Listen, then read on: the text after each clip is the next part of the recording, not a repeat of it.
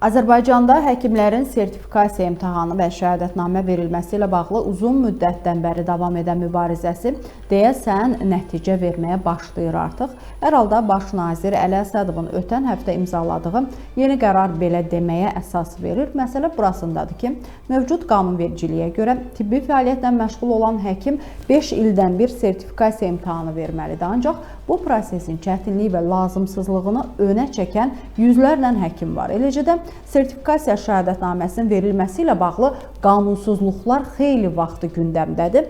Bəzi həkimlər bunu saxta yolla alıblar. Belə ki, özəl klinikalarda sertifikasiyadan keçməmiş onlarla cərrah həkim çalışır. İndi isə Baş nazirin qərarı barədə danışaq. Praktik tibb və ya əczaçılıq fəaliyyəti ilə məşğul olan və bu fəaliyyətlə məşğul olmaq istəyən şəxslərin sertifikasiyası qaydası ilə bağlı Baş nazir Əli Əsədovun ötən həftə imzaladığı yeni qərara görə davamlı peşəkar inkişaf üzrə minimum kreditin həcmi hər il orta hesabla 50 kredit olmaqla 5 il ərzində minimum 250 kredit təsdiq edilib. Bu qərar qüvvəyə mindiyi günə qədər sertifikasiya şəhadətnaməsinin qüvvədə olma müddəti başa çatmamış tibb mütəxəssisləri minimum 250 kreditdən hər il üzrə nəzərdə tutulmuş orta illik hesabla 50 krediti topladıqda şəhadətnamə əldə edəcəklər. Bəs bu qərarla sertifikasiya imtahanı ləğv olunur, yoxsa yenə də imtahan vermədən həkim kimi işləmə mümkün olmayacaq? Məsələ ilə bağlı Medisina AZ açıqlama verən lor cərrah dosent Ramil Həşimli bildirib ki, bu qərarla həkimlər üçün yeni bir inkişaf dövrü başlayır. Baş nazirin yeni qərarı ilə həkimlərin qarşısında iki yol açılır. Həkim yenə il ərzində 8 akademik gün biliyini, təcrübəsini artırmağa sərf etməlidir, kursa getsin, müxtəlif konferanslarda, seminarlarda iştirak etsin, öyrənsin.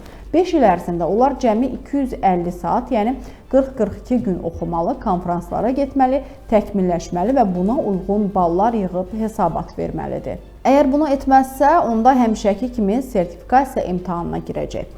Azərbaycan Tibb jurnalının baş redaktorunun müavini Fuad İslamzadə də məsələyə münasibət bildirib. O, yeni qərarın mahiyyətini belə açıqlayıb.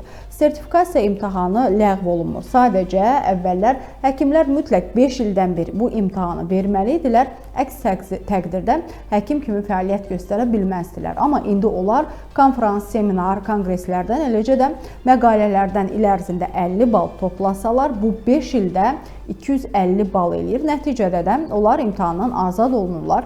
5 il ərzində 250 balı toplamayan və ya fəaliyyətdə olmayan həkimlər mütləq şəkildə imtahandan keçməlidirlər. Eləcə də imtahanda iştirak etmək üçün həkimləri təkmilləşdirmə institutunda 2 həftəlik kurs keçməlidirlər. Bu kurs dövlət müəssisələrində çalışanlar üçün pulsuzdur.